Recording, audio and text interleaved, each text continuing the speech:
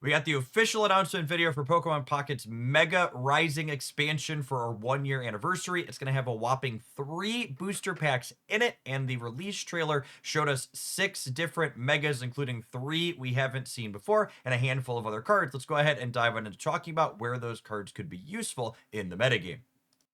Megas, for those who aren't familiar with the mechanic, are going to be working in Pokemon Pocket similar to how they work in Paper Pokemon. That means if your opponent knocks out a Mega, they get a whopping 3 points. This is bigger in Pocket, though, compared to Paper, because in Paper, you need 6 points to win the game, whereas in Pocket, you only need 3. This means navigating an efficient prize mapping to make your opponent do the most work to win the game is going to be really important with these new evolutions. It means that Mega Pokemon like Pinsir are going to want to be your finishers in most of your decks, I would wager, as opposed to your lead, with ideal setups being either a regular EX, your opponent takes 2 points, then you finish with a Mega, or one knockout point finish on a Mega for a 1-1-3 style of mapping.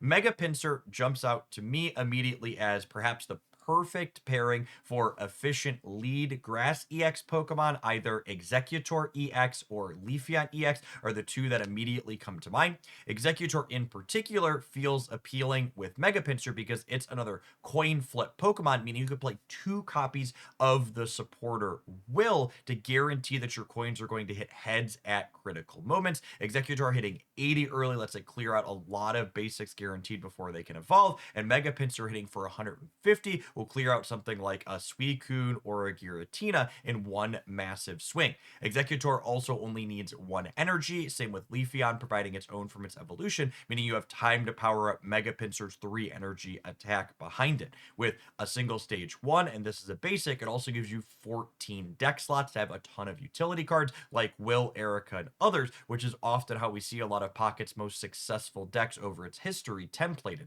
Lots of support and utility. Mega Absol looks mega toxic here. 170 HP on a basic yet again. 2 Darkness Claw attack for 80 that makes the opponent reveal their hand, and then you get to choose a supporter and discard it. Discarding the supporter is absolutely massive. I'm someone who's been pretty staunchly opposed to a lot of hand disruption that Pocket has created so far. Effects like Mars and Silver all notably shuffle your opponent's cards back into their deck, meaning a significant portion of the time in a small deck game like Pocket, they just redraw them and your effect didn't do anything. Absol putting it in the discard pile is a massive amount of disruption and a very powerful effect. Now, all of that being said, something that's critical to think about with Mega Absol is that it is a Mega Pokemon, meaning that this is an effect that you want to start the game on, but it comes with the big asterisk. If your opponent knocks out your Mega Absol, they win the game on the spot. This means it's going to be really important that you clear out things like Cyrus or Sabrina that could drag your Absol back up to the front once it has some damage marked on it and you're trying to retreat it back, so that way your opponent can't knock this out as their only card to map their way to victory. It'll be interesting to see what the other things you'll want to play behind this. This is a high HP basic with a reasonable energy attack, so you can lead on this, then build up like a stage 1 or a stage 2 behind it. Or, most likely its best pairing is probably Darkrai. Boring, but likely true. Mega Ampharos, I think, is perhaps the most interesting of these 3 because it's really built to be a finisher, meaning it's going to use that 1-1-3 or 2-3 prize mapping that I talked about at the start of the video most efficiently, I would wager. This is also a card that has a non-EX stage 2 version of itself as well, meaning you could play a mix of these, either evolving into a 1-pointer when that's optimal or going up into this 3-pointer when you're ready to close out the game. Its attack only deals 100 damage to your opponent's lead Pokemon, but this is an attack that can knock out 2 things simultaneously, with its extra triggers knocking out your opponent's bench Pokemon simultaneously. It is worth noting that the templating on this is similar to Dragonite, meaning it can overkill, i.e. if there's a Pokemon with just 10 HP left on your opponent's bench, it could theoretically get selected 3 times and take all 60 points. Now, the fact that this thing doesn't hit exceptionally hard to the lead, I think is made up for a little bit by by the fact that it has a whopping 210 HP, meaning it's surviving even a blast from genetic Apex Charizard, meaning you're typically going to get to hit twice with Lightning Lancer, which is going to clear out most opposing things. These Dex 3 Megas we've seen before from the teaser for this Mega set earlier this year, but I'm running through them really quick for people that don't recall or missed that. Mega Altaria is hyper aggressive, 190 HP with Mega Harmony here that can hit for 130 for just 2 energy. That being said, this has a similar problem to Absol, I would wager, where it's a Pokemon you want to lead on, but Megas have the downside where if you start on them and your opponent knocks them out, they're going to get to win the game very quickly. All of that being said, 130 right out the gate could mean you end the game before your opponent has a chance to get going, because paired with things like Giovanni or Red, this is going to be able to clear out a lot of your opponent's Pokemon starting on the second turn of the game. Mega Blaziken is an interesting stage 2. This one does not have a 1-point stage 2 like Ampharos in the game. However, it's possible we get one in this new expansion, is something to keep in mind. Mega Burning is similar to Altaria in that it's templated in a way where I really want to lead on this effect, but it comes with that risk associated with it. I could see this being a card that finally puts Entei on the map in a big way, because you can lead on Entei to get you drawing cards and be your starting attacker. They take that out for the first 2 points, then you finish on Mega Blaziken behind it to that nice 2-3 prize mapping very cleanly. Our last Mega that we have confirmed is Mega Gyarados, 210 HP with the Mega Blaster, dealing 140 while discarding 3 cards off the top of your opponent's deck. We have Mantike in the game now as a baby that can power up this energy really efficiently and quickly, and you don't mind giving up a point or 2 before moving into this, and the whopping 210 HP in combination with sustain like Irida and a cape makes me think this could likely be a very potent finisher that only takes up 4 deck slots from you. Moving into some non-megas we got spoiled in the set, we have Jirachi here, a psychic basic whose star drop does 30 damage to one of your opponent's Pokemon anywhere, they're active or their bench. This is a pretty efficient rate that notably is going to be able to chase down opposing megas that have tried to retreat to safety. Absol is a big one that comes to mind where this card could be counterplay against, because Absol is going to be stripping away your effects like Sabrina and Cyrus, meaning Jirachi's a thing that can be on the board to run it down when it tries to retreat after the fact. 2 of our 3 supporters that were spoiled in the video, May and Licia, seem like they're going to be new format staples in different decks. May grabs 2 random Pokemon from your deck and puts them into your hand, but then you have to put a Pokemon from your hand back into your deck for each one you got out this way. So while she's not technically card advantage, she reads like a form of card selection that's very powerful. This could be a card that adds consistency to those stage 2 rare candy decks, and even stage 1 decks are looking to just assemble their 1-2 card punch more consistently.